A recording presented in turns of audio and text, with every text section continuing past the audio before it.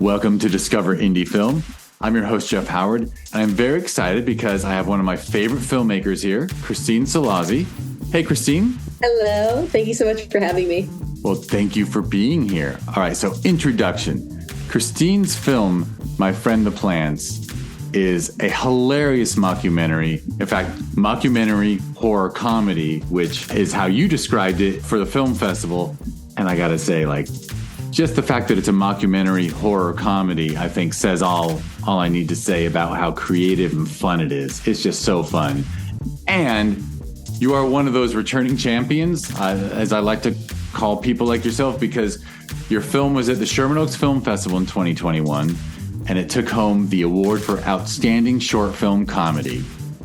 And then you probably didn't know that the same team that runs the Sherman Oaks Film Festival runs Film Invasion Los Angeles, and you submitted to Film Invasion Los Angeles, and I think I sent you an email probably saying, oh, the festivals are like sister fests, so...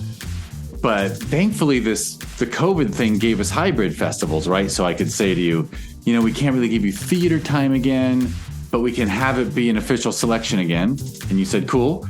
And you took home another award. You took home the Audience Award for Best Short Film Comedy. Thank you. So yeah, as I like to say, you just spend most of your life going to film festivals and taking home awards. That's my impression. For the past year, yeah, it was a really good year. Yeah, you had a really good year and a wonderful festival run. It was really, it delights me to watch people's social media. Should only be used to watch people doing valuable, fun things that are rewarding to see. I've pretty much curated my social media, so I only see what filmmakers are up to, and I see guinea pig videos, but that's a whole different story. Oh, that's cute. I really love that. We got the cutest guy in this house, but we don't have to talk about my guinea pigs. So,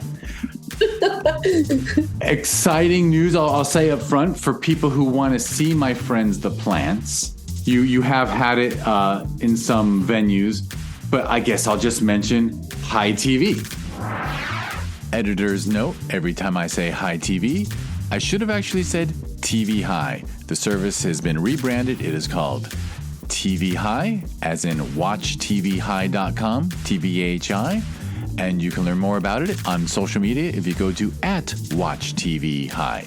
And that's always TVHi. Back to the podcast. It is on Hi TV as we speak, because Hi TV is a smart TV app that's on every platform.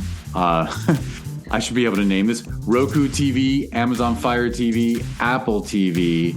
Oh, Android TV is the fourth. And then Android and iPhone as well. So people can search for the app Hi TV. And Hi TV is great content to watch when one is enjoying marijuana or other things. Yes. Or not, because all the films on there are actually wonderful to watch sober. I've actually never seen My Friends the Plants High, but I plan to correct this.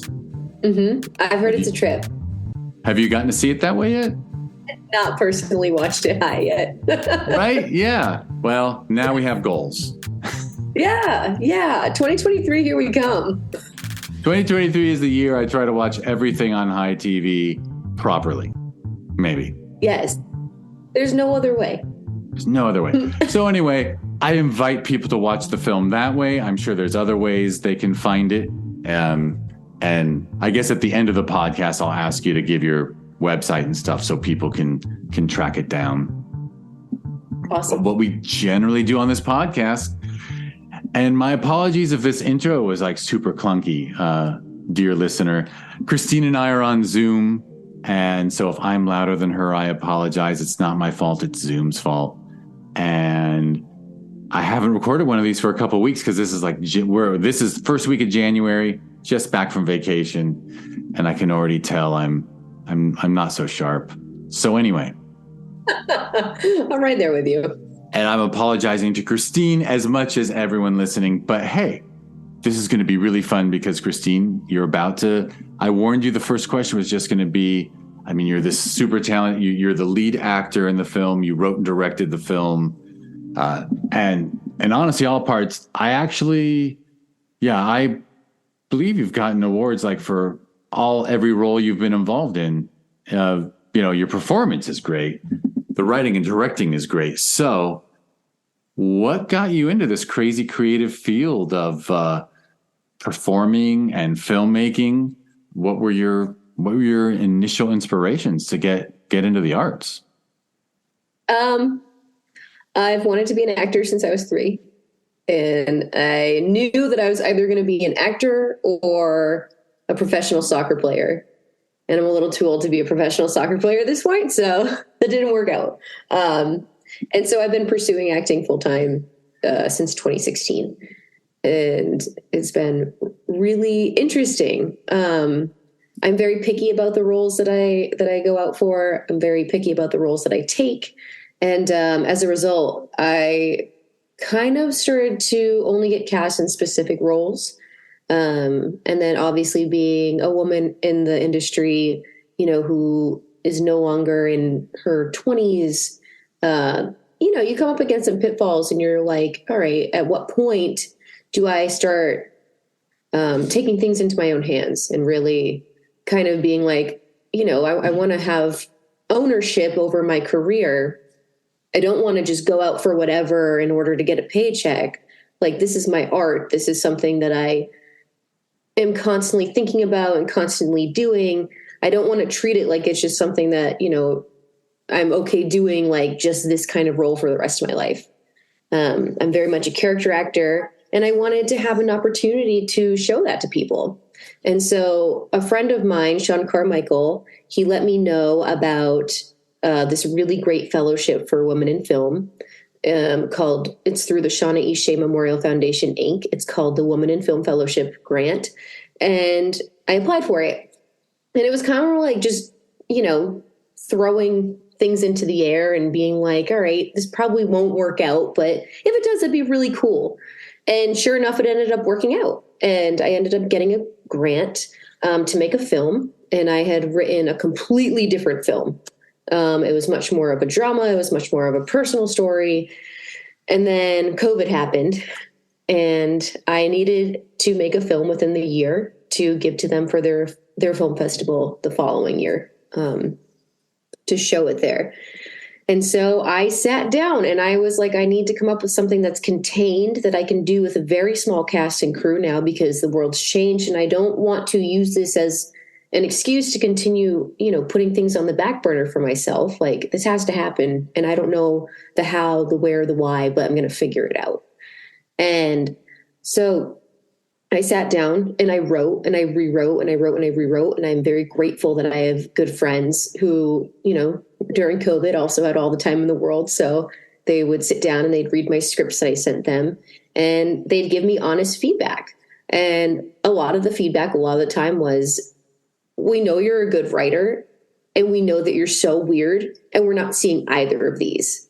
And I had to sit down and really think about it. And, you go through that period of like, when you first start writing, you have a little bit of an ego about it. And when people give you feedback, it hurts a little bit.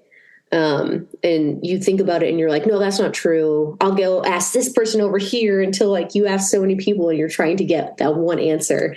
And then you get to a point where you're like, I can't grow in my art if I stay there. I have to be willing to hear what people are saying and really look at your work outside of yourself and be like, is this true? And so that's what I did. And I, got to a point where I think a lot of artists do, where one day I kind of just gave up. And I was like, I've written 8 freaking scripts at this point. Like, which one is it going to be? And they're like, you're just not there yet. And I was getting so frustrated with myself because I was like, it's not there. And I was marching down the street one day and I was like, you know what? I'm just going to write a story about a woman who has plants that are vampires. And they were like, that's it. That's the story. And I was like, no, like, what? Stop it.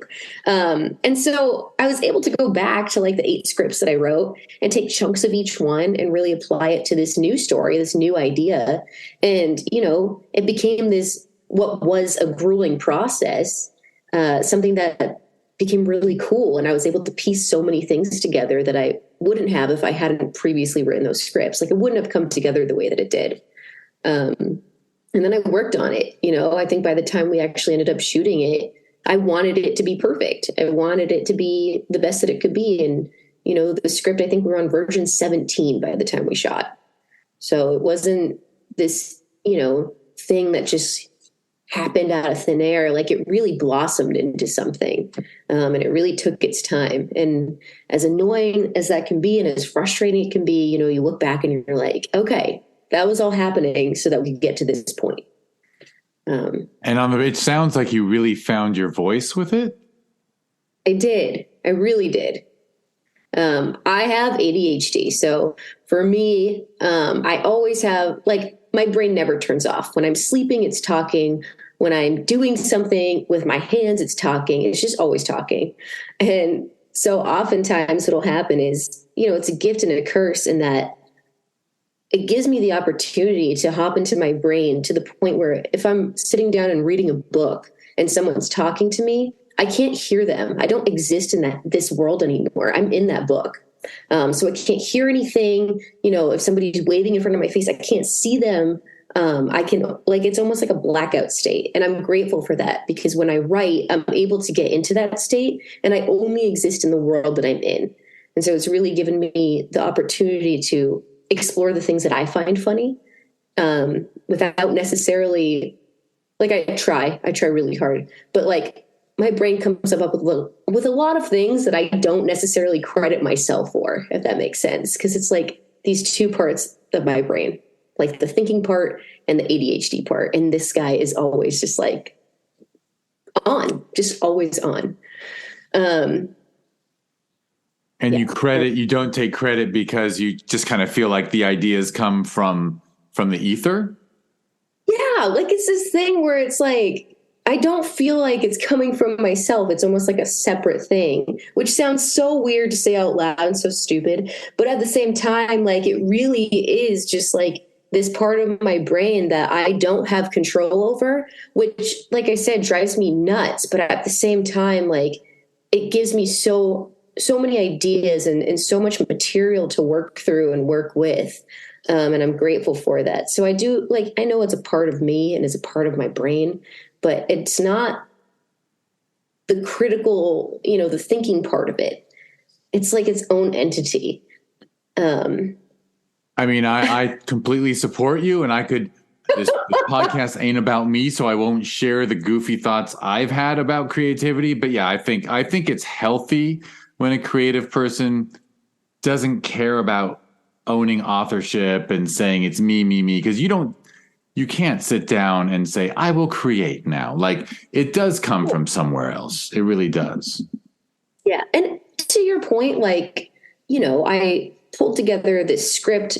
I pulled together this idea. I put so much work into it, but there was so much in that film that also came from the people that I was working with, And I feel like having a good crew and working with your friends is so important, because they bring ideas to the table. And if they know your unique voice specifically, they can bring ideas to the table that will complement that. And that's really what happened. I was very grateful for everybody who ended up being a part of this film, because everybody contributed in a way that just made it so much better. For sure. And I'm sure on the page, the vision was so clear that probably, right, when something is so clearly what it is, then it's easier for people, then it's more natural for people to contribute to it because they really get it. And, I assume anyone involved on your anyone you brought in to collaborate on this, since this, wonderful to hear you got the grant. So, you had the luxury of the grant allowing you to do this exactly as you wanted to, right? So I'm sure you pulled in people who you trusted and knew. Mm-hmm. Yeah. I think our crew and cast, there was no point where it was larger than 8 or 9 people. And for the most part, it was Alex, my partner, but also, he was the EP on this and he played the cameraman. And then Kate, she was the DP, but also, a huge part of production design and planning the lighting, and then Justin executing the lighting, and he was the producer on it. And then he edited the whole thing with me. And he brought so much to the editing space. And this was my first film. So as a first time director, I was able to learn so much in the editing room. And I feel like that's so important because it's not something that you consciously think about as a first time filmmaker. I feel like that's a lesson that you end up learning.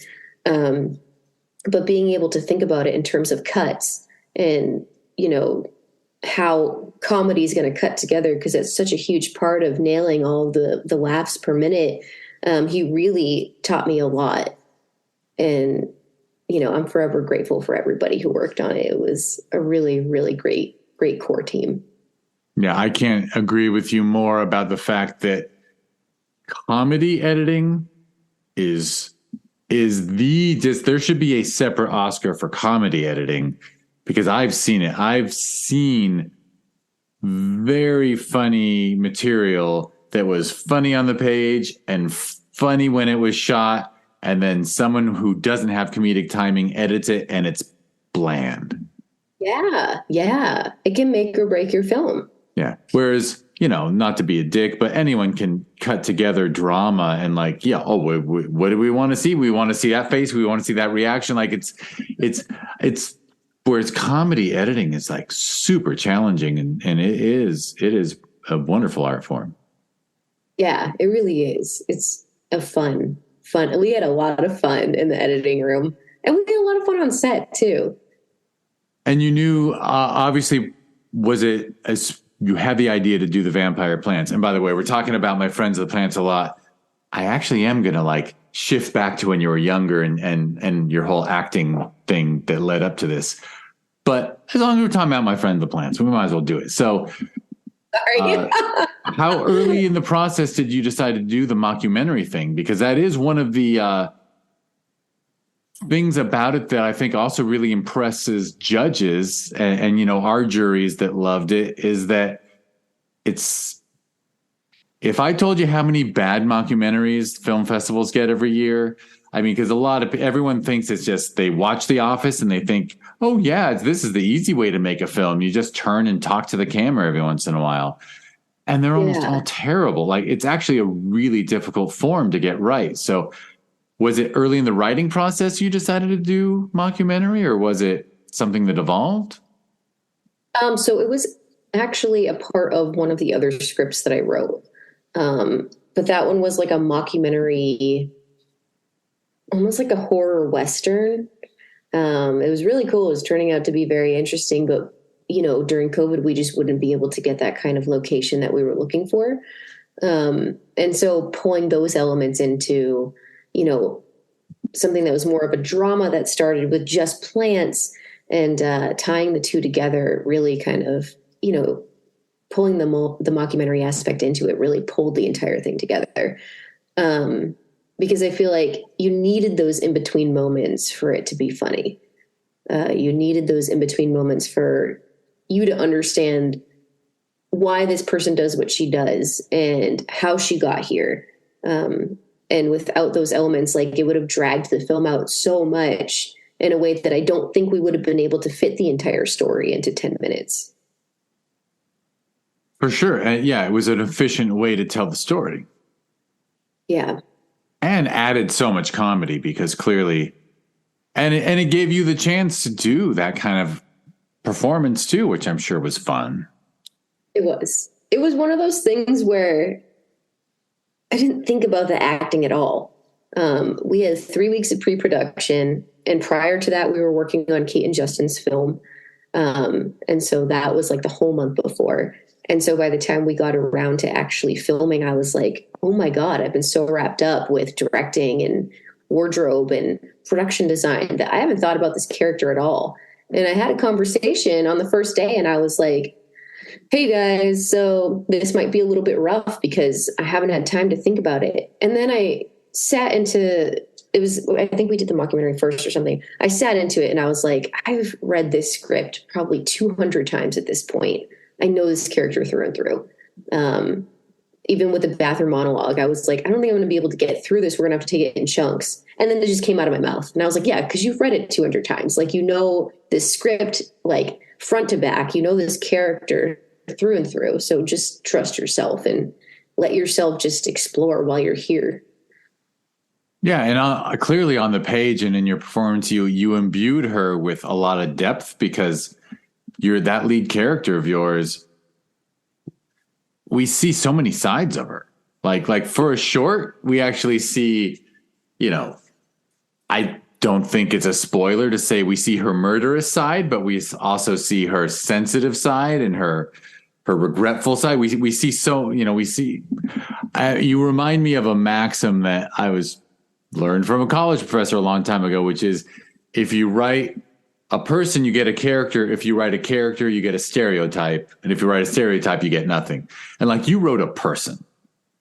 Yeah. Well, the important thing for me when it comes to acting is, you know, when you look at a human being and you look at, the psychology of a human being, how you act in your home by yourself is very different than how you interact with your significant other when they're in your home all of a sudden, or, how you interact with your friends, how you interact with the person who's at the grocery store. And so I felt like bringing that kind of, realness to her where in different situations, she is acting like a different person because as a human being, you wear so many masks and it's like, you need to see all those sides of a character in order to really feel for them. You don't just love one side of a person. Like you love that side of the person because you've seen the other sides of them that maybe aren't as, charming or something that you enjoy, but you love them as a whole despite that.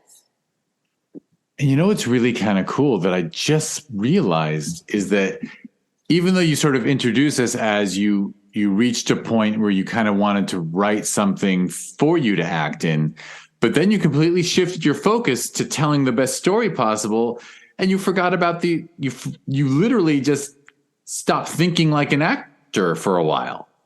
I did. And you know what? It was so freeing. Like there was so much freedom to that. And so it's allowed me to take a completely different approach to, when I am preparing sides for an audition. I read a lot. I think reading as an actor is so important because if you read a book, then you understand characters and, you're envisioning it in your head and you're hearing the way that they speak in this book and you assign this person a voice and a face and all of these other things. And so when I'm, auditioning, I read the sides like it's a story, like it's a book. And so I can see that character. They're not me, but I'll bring elements of myself to it. And I can hear the way that they talk and it'll change my voice and it'll change the way that I speak. And I think that's so important as an actor to be able to, encompass all of that. Yeah, I think that's what makes a performance great. All right, so we're talking about you as an actor. So I'm going to jump on that half-ass segue to say, okay, so at around 3, you decided you wanted to be an actor and or pro soccer player. So I assume you were an AYSO kid. But were you also like doing school plays and stuff? Did you caught the acting bug so early? Did you pursue it or was it always in the back of your mind? So it's interesting. I knew I wanted to be an actor, but I didn't like to perform in front of people. I spent a lot of time by myself when I was a kid or with my brother. And, we had the typical childhood of my mom being like, it's hot outside during the summer. Don't come home until dinner. And so we'd go run around in the woods. And, it was this freedom of imagination that really I liked the idea of playing other people. As a kid, I just felt like, and it's probably because of the ADHD, which I didn't know I had until a few years ago, but I never felt like I fit in anywhere. And so the opportunity to pretend to be somebody other than myself was so much more intriguing than being myself on a regular basis. And I think that's really what kind of, drew me to acting was I didn't have to pretend to be myself. I could be anybody else.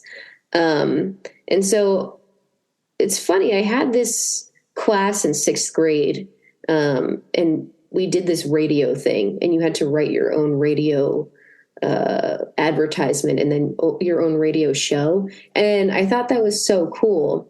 And then a step further was in 7th grade, we had I just enjoyed it so much that my friend and I started writing a feature film, which was actually a horror comedy.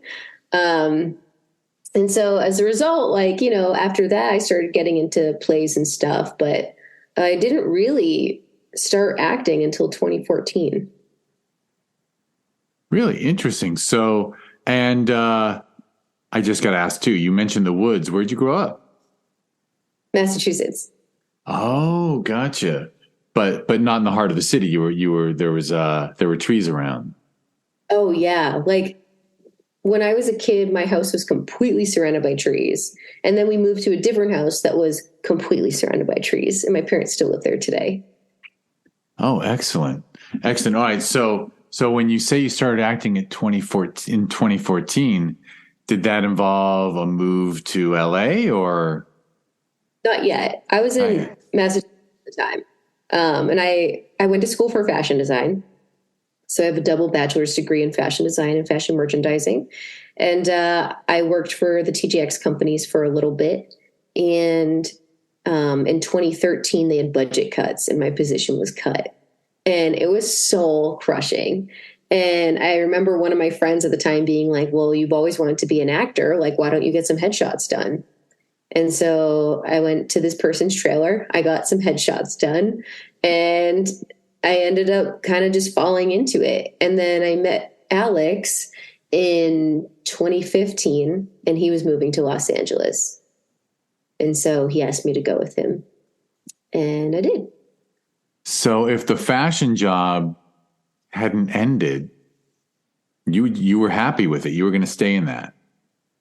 I mean, I liked it. I loved the job. Anybody who's worked in the fashion world knows that the people are a little bit difficult.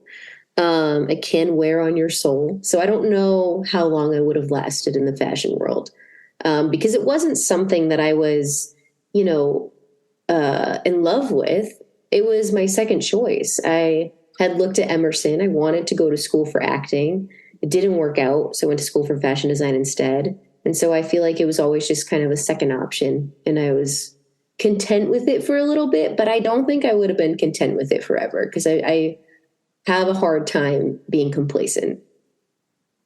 Sure, sure. So you move out here with Alex and you just hit the ground running or Yeah. I mean, I hit the ground running in that, we moved out in 2016. We did a 3-month road trip. And then we landed probably closer to 2017. And we got our first apartment in January 2017.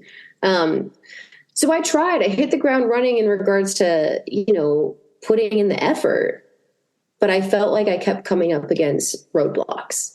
And so in 2018, I started writing. And I just kind of was like, okay, I'm going to start writing scenes. I'm going to start there. We'll film a couple of scenes for our reels. I did that with some friends. And I really liked it. I liked being, in front of the camera, but also having, I don't want to say control, but there is a level of control that you have being behind the camera and directing yourself. And I do really enjoy that. I think it's more so the ability to show up on set on the day and know exactly what your character is and exactly what you're doing. And, that's not to say I don't enjoy the collaborative part of working with a different director. I love that too. It was just more so like bringing in a character that I really loved and being able to do whatever I wanted with it and having that freedom. yeah, and control is not a bad word when you're talking about creativity, right? It's not Yeah. like being a controlling person in a relationship.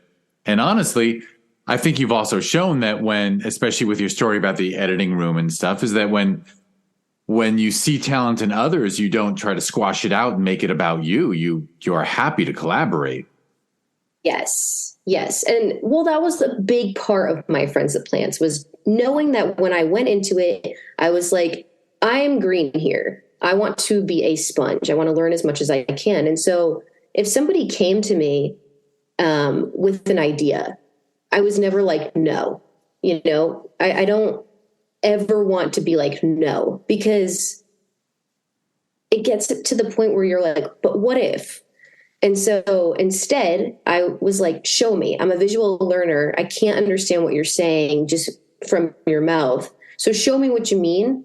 And then, we can go from there and see if it's going to fit. And oftentimes it would, and sometimes it wouldn't. And it would be like, all right, well, I think that's a great idea. I just don't think it's, pertaining to this project specifically. So being able to have those open conversations and, like I said, have people care enough about if someone's bringing ideas to your project, it's because they care about it. And so I don't know, the idea of shooting that down for me, it didn't feel like an option that I wanted to explore. I wanted to be open to everything. Yeah, which is a combination, I think, of it's more than just being gracious. It's being wise enough to realize that there's value to other people's thoughts and opinions. And if you shut things off, and you made me wonder with the acting and stuff, did you ever play with the improv thing? Because what you kind of described sounded to me like the yes and rule in a way, that if someone puts an idea out, you don't shit on it.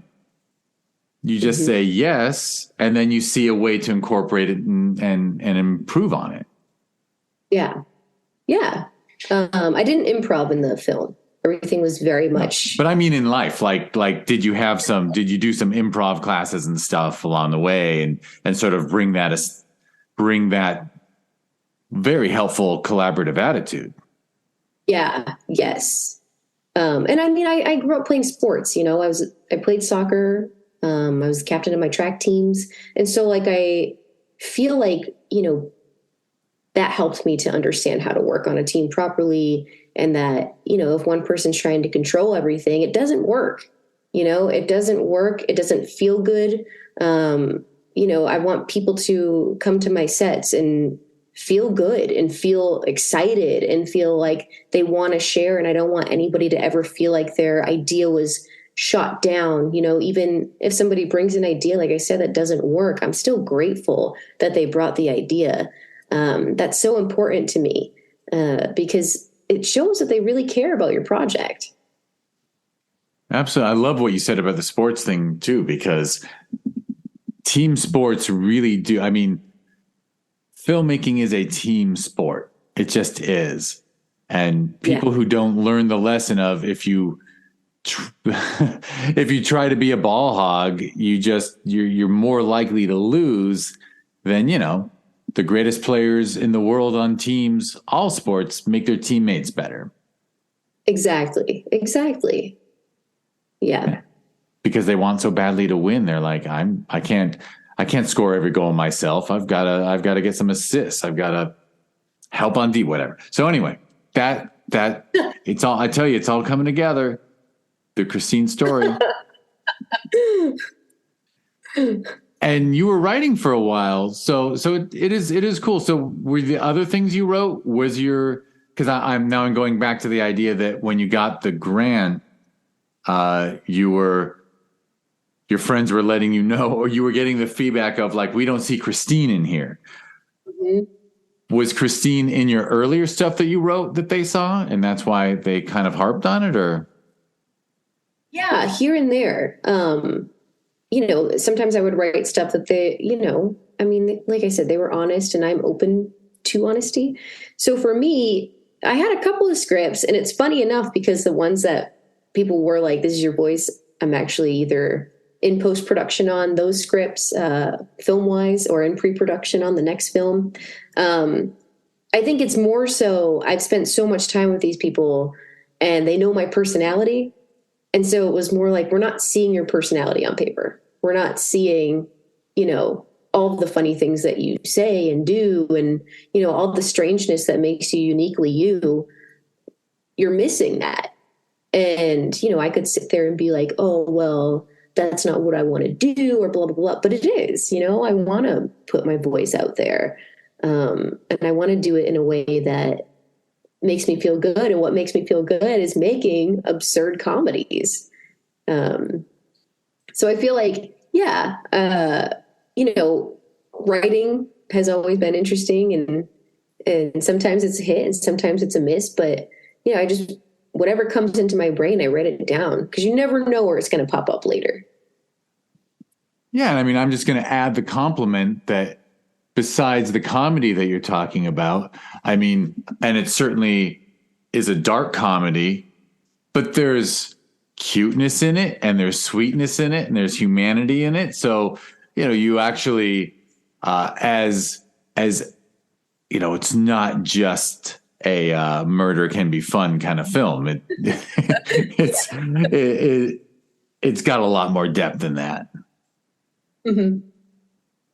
Which I'm sure is in you. It's funny. Someday I look forward. I'll never say this to anyone, but someday I'll say to someone, well, yeah, you're actually not the kind of person who should write anything because you're just not interesting.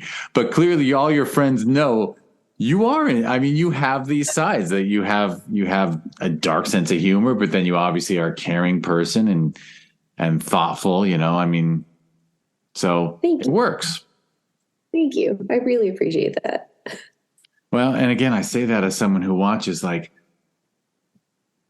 over 1,500 films a year get submitted to these two festivals. So, when it sounds like I only say nice stuff, it's that I only say nice stuff on the podcast because I only have the good ones on the podcast, Believe me, sometimes actually, what's funny is with Hi TV, I said to somebody once, should we have a so bad it's good section? Yes. And see, you're with me. Whereas one of the business partners was like, trust me, no one thinks they're bad. Every film that you've seen that could fit into these so bad it's good, if you say to them, I want to put you in that section, they'll be offended. Oh, true. He has a point, but yeah, I know deep down it'll maybe that'll come if and when we get enough subscribers that it's like super profitable to throw a film in, then we can just say to people, you know what? Your film is so bad it's good. You want in? And they'll be like, well, it's better than being left out. I don't know. So anyway. Right? Make some money off it, yeah, I love that idea. It is true. So great to hear that you're so this was the first film. And like you said, you got started and you shot during COVID? Yeah, we shot it in October of 2020. Wow. Pre-vaccine. Yeah. It was wild. And we took precautions. So we shot here at my apartment, and then we shot at Kate and Justin's. And so it was Kate, Justin, and Kate's brother. They were all kind of living in a pod. And then Alex and I, and then we had some floater friends here and there, one or two or I think three. And so it was really small, and we all tested and we all made sure that we weren't sick, and we all quarantined prior to it. So we really put in the effort to make sure that nobody was bringing COVID to set, because that would have been awful. But yeah, it worked out, and we really grateful that it did. It was a wild time, but I think we all needed it. I think making art during times like that is so important to be able to kind of work through it and process everything that's going on. And, there is that little bit of quarantine to this film, that quarantine feeling. There is that trapped feeling, and that was not intentional, which is interesting. True. Although it's fascinating because, it feels like it has a really big cast because there's so many plants in it that are actually alive. It's true. Right? But obviously you didn't have to worry about the plant time, even though I guess there really are very few people on screen. Yeah. It really feels like a very well fleshed out, but of course, she lives remotely. Yep. She's out in the middle of, well, I don't know, we get the impression she's out in the middle of nowhere.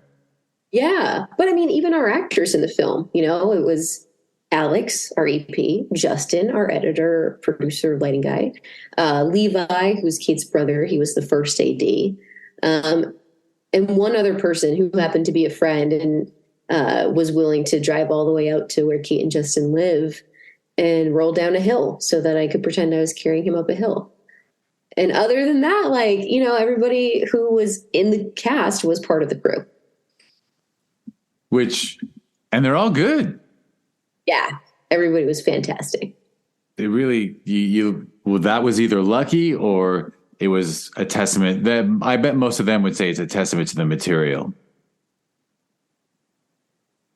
I feel like I got lucky too. Because I mean, like for Justin, he has that one scene where I don't want to give away too much, but they're having dinner outside. And that was the first take. And I was thoroughly impressed, We did a couple of other takes, but like I was thoroughly impressed with what he brought to the table. And, for Levi, running away from the shovel, I mean, he brought so much comedy to it. And I was like, this is fantastic. And the only reason we shot multiples of that was for the technicality of it, trying to figure out how to, make a backyard look like a much larger space than it was. And it worked out. And we were really grateful for that. And it's sounding like you shot it pretty quickly. We shot in 4 days. Yeah, 4 days. Even though it was during COVID and you had created a nice little pod, you could have spent a month together doing it, but you got it done in 4 days, huh? Yeah, and we cut 4 minutes out of the film. So it was originally 15 minutes long. So we had a lot more shots that we had done too, a lot more filming.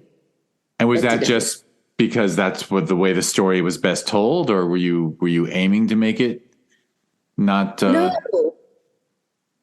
we had it's. I had a friend, and he told me this very smart thing, which was when you go to make a film, you make 3 films: the one you write, the one you shoot, and the one you edit. And the original ending just didn't work. It wasn't working for any of us. And so we had to figure out a way to cut stuff together in order to make the story. And we cut out 4 minutes. We completely cut out the ending. We took stuff from the middle, and that ended up becoming the ending. And it just worked out. It made the film so much better as a result, which was wild to me. And you've just made my job really difficult, because as if this is a job, but because we don't want to do spoilers, which I respect, but I cannot imagine the way it ends now wasn't written as the ending, because that's just how wonderfully natural it is. And you didn't go back and reshoot anything. No, we didn't have the time or the space or the capacity. We were all moving parts at that point. And so, yeah, the ending was actually the middle. Wow. Interesting. Well, I got to say, you don't, I'm just joking, but you don't have to tell anyone that, because it looks perfectly written. It looks like it would have been perfect on the page. Perfect storytelling instincts to end it the way you did. It's so sweet too. I just want to hug that plant, and you can't hug plants. Like, it didn't happen immediately. Like, we, all felt a little bit defeated, and then we took a step back. And then, we were all sitting around one day, and Kate was kind of like, well, what if this? And we cut it together, and we were like, yeah, that works. And we, started moving different pieces around it so that it all kind of fleshed together really well. And, it was a completely different story, but it worked. It worked well. That's wonderful. I'll say, like, as over the years, it's been about 8 years of festivals for me. And like, some people come back with stuff, and especially comedy. I've never seen a comedy that wasn't a little better, a little shorter, because that timing of the exposition, you don't need exposition for comedy. No, yeah. I feel like people are really forgiving with comedy if you have a good story and it makes them laugh. For sure. And I guess what I really also meant, and whatever, it's always funny to me how wonderful things are when you get a later cut, when you see a rough cut, and then you see it 4 minutes shorter, and it just sings. Yeah, it tightens it up really nicely. Yeah. What an experience. It was really cool. Excellent. And so since doing that and hitting the festival circuit, and I guess you feel free to say, Jeff, that, like, I don't want to talk about money, but was the grant enough that the grant also covered, like, the festival run? No. So the festival run, because you have been a dedicated festival goer. Yeah. The festival run definitely cost me way more than the film. Yeah. Yeah. Oh, it breaks my heart when I hear that. But thank you for submitting to the festivals I happen to be involved in. No, yeah, it was more so like the ones that charge a higher price and you have a really low rate of getting in. Yeah. Yeah. No, I know a lot of people who the festival run, their festival experience was more expensive than the film, even with features, which is hard to believe. It's wild, but it's so worth it. Like you meet so many wonderful people on the festival circuit that it's like at the end of the day, the experience of it was worth every penny that I put into it. Excellent. Excellent. And you mentioned at least two other things that you're working on, or one that's in pre and one that's in post. Yeah. So you've been very productive, because it was a year ago, and actually was Sherman Oaks Film Festival sort of towards the, well, I know you had been in a lot of festivals by then, right? We had been in a like couple, yeah, because it was later 2021. yeah, it was November 2021 I when think we started in September 2021. So I want to say at that point, maybe we were in 15 festivals. excellent. What? How cool is that? You know, sometimes people tell me like, I didn't get into any other festivals, and I'm like, what's up with those other festivals? It doesn't make sense. So I'm so glad that yours resonated with people. It did. We ended up with we got into 53 film festivals, and I think we ended up with 19 awards and like 16 nominations on top of the awards. So it was a really productive run, and we were. But 53, you said 53? 53 festivals, yeah. I went to like 20, 25 of them, 24 of them. Yeah, I see. So my joke that like you're going to a festival every day, it's at least for a year, but over the course of a year, that's like a festival every other week, right? It was a lot. It was like, I felt like I was going to a festival like every other, and I feel like a lot of people don't understand the amount of time and the amount of work that you have to put into actually like submitting and keeping up and sending emails and then all the deliverables and then attending. Like it's a full-time job. And, I didn't want to put that burden on anybody else. So I took it all on myself, and it was wild, but so worth it. Like so worth it. And, yeah. Yeah, for sure. Especially because, I'm going to guess that, hundreds and hundreds of people have seen the film now. I would imagine, over 1,000, because I would hope that like you average 50 plus people per festival. Actually, I know at Sherman Oaks, you were in that theater was packed. It was amazing. That was amazing. I was not expecting the reaction that we got, and it was incredible. Yeah, because that was a very eclectic. That was. I love those eclectic blocks of films where there's. I think we started with the stuff from the animation school, and then we had your film, and then we had the sci-fi one, and then we finished with that beautiful animation from about Iran. Yeah, the cat. So yeah, just a cool thing. But everyone appreciated everything. It was really fantastic block. Yeah. And I just was so happy that all the Persian people appreciated your work too.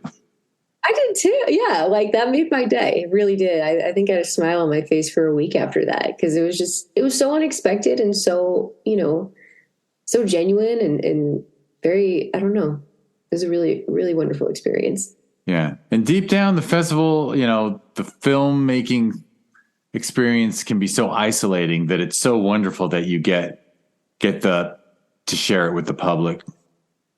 I think that's the trade-off, right? You like hunker down, you spend months writing this thing, then you collaborate with some people and it's awesome.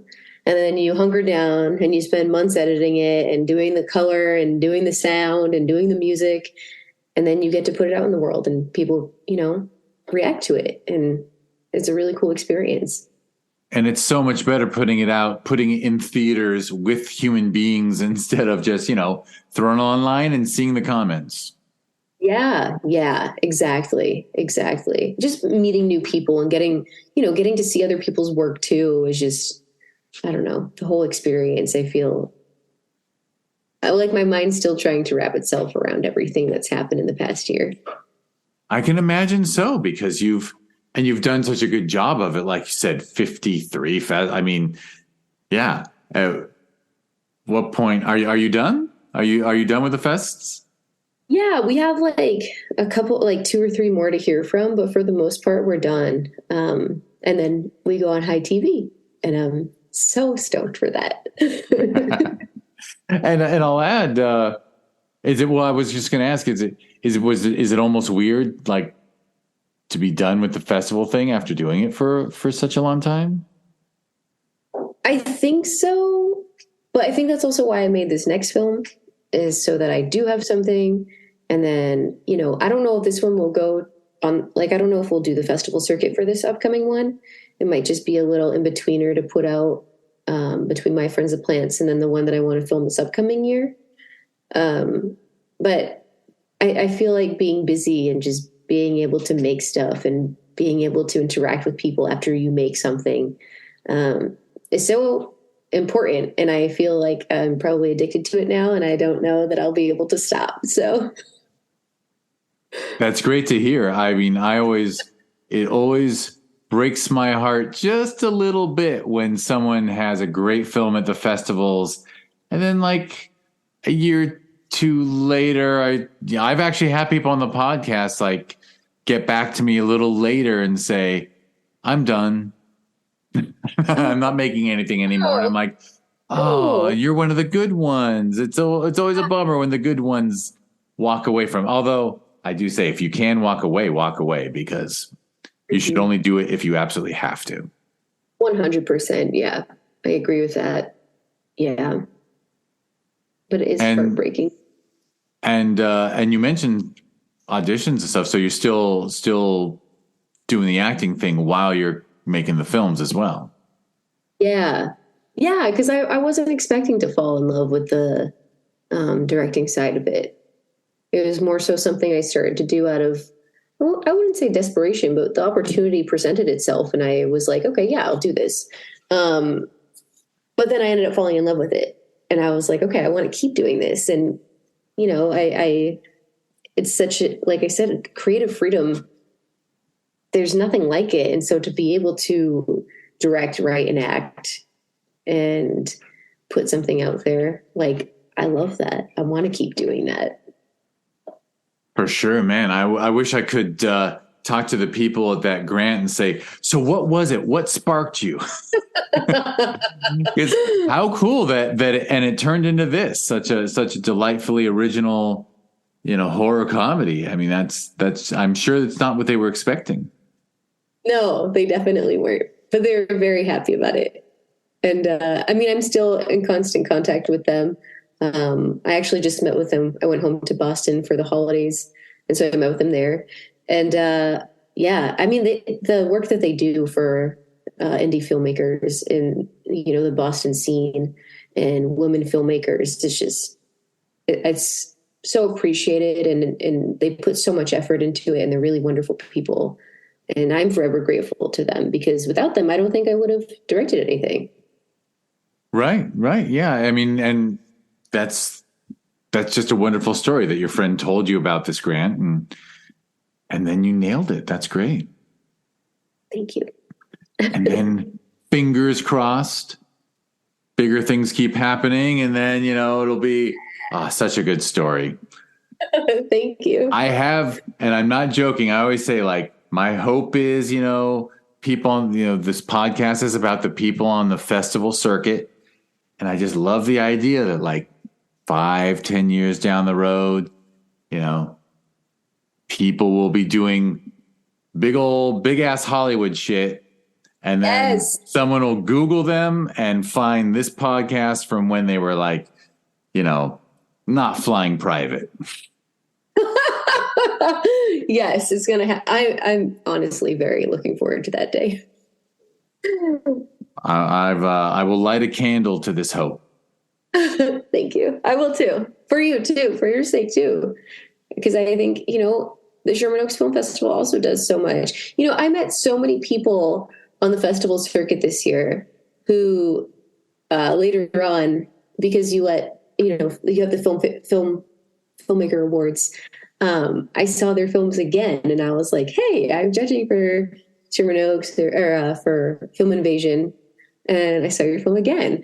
And just being able to have those conversations, like there were so many people who knew you and thought that you were wonderful, and we were able to connect over. I can't tell you how many times I've sang your praises this past year. Genuinely, like seriously, I met so many people who are like, Jeff is so cool. He's such a nice guy, and we talked about you, and it was wonderful.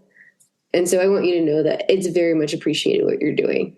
Like, well, I appreciate that. I probably am blushing. I'm not used to people saying you're nice, but that's really, I can't imagine these conversations happening. But hey, that's very cool. And that's what I gotta admit, I forget who suggested the Filmmakers Board, but as soon as I heard the idea, I'm like, oh, that's wonderful. And it's funny because I know some people value the grand jury prize or grand jury awards are like maybe more prestigious than the Filmmakers Awards, but I'm like, the Filmmakers Awards are decided by a jury of their peers. Like it's your peers deciding. And I just think I think that gives it more weight. I think so too, for sure. Yeah. Because I mean, not to shit on the grand jury, of which I am a member, but the grand jury is a little too old and a little too white and a little too male for me.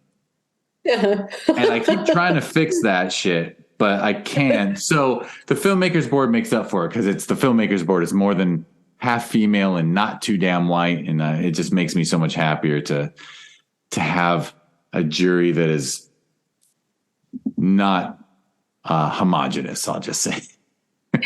Yes, yeah. I think it's awesome. I think it's really great. Excellent. Well, I appreciate that so much. All right. Well, I'll try to not be too distracted from the flattery. And anything you want to add before we wrap it up? I don't mean to wrap it up, but it seems like we're kind of there. Yeah. I don't think so. Well, you want to say, besides do you want to give your social media handle if people want to follow you on Instagram and stuff? And is there a website devoted to you and your films? Yeah. So they're both the same thing. So my Instagram handle is @Christine And then my website is www.christinecelozzi.com. So you are blessed with a name. I'm the only one. You're the only one. Believe me, I am not the only Jeff Howard. Oh. I realize. You're the only Jeff Howard. I got a running joke that I should have changed my name right when I started this. When I agreed to be the face of the festival, I should have changed the J in my name to a K, so I'd be Kef Howard. Yeah. I would still respond to it, like if I heard someone say it behind me, I'd turn around. But at least, like there's like 72 Jeff Howards on IMDb, I think. So. Wow, really? I will not. Well, I'm making that number up, but I'm a fairly low number because I'm quite old, but I will admit that there are, I got two very plain first names. What are you going to do? I should stop complaining about my name. Christine Celozzi, @Christine Celozzi and ChristineCelozzi.com. Those will both be clickable links in the show notes for the podcast. Thank you. And you're ready for this. I will now go on the spiel for the closing spiel, which is, first of all, thank you everyone for listening. Please like and subscribe to the podcast. People say it matters. I don't know. I'm not too worried about that. But if you want to write a nice comment, that's always nice. If you want to give 5 stars or a thumbs up, it's always nice. And I'll very quickly, and we mentioned the Sherman Oaks Film Festival and Film Invasion Los Angeles, where my friends the Plants played at both festivals. If you want to learn about the one we hold every June, that's Film Invasion Los Angeles, and you can learn about it at filminvasionla.com, and it's @filminvasionla on all the social media platforms. And Sherman Oaks Film Festival is shermanoaksff.com, @ShermanOaksFF, and they're fun festivals. I got the email 2 days ago on January 1st. On the 1st of every month, I get an email from Film Freeway saying, that both festivals are ranked in the top 100 worldwide for best reviewed.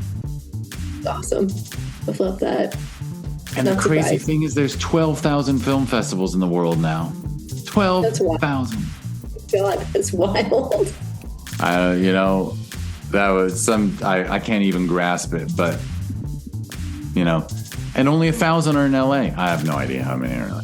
All right. So I think I said everything I'm supposed to say. Oh, I didn't say for the podcast. You can learn more about it if you go to discoverindiefilm.com, and it's at DIF Wins on social media. Okay. I have now done my job as a talking head.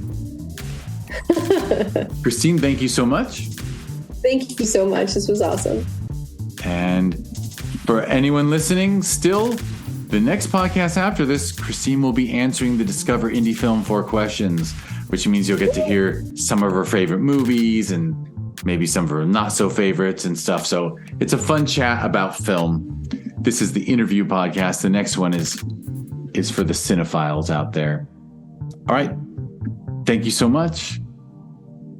Thank you. And thank you everyone for listening.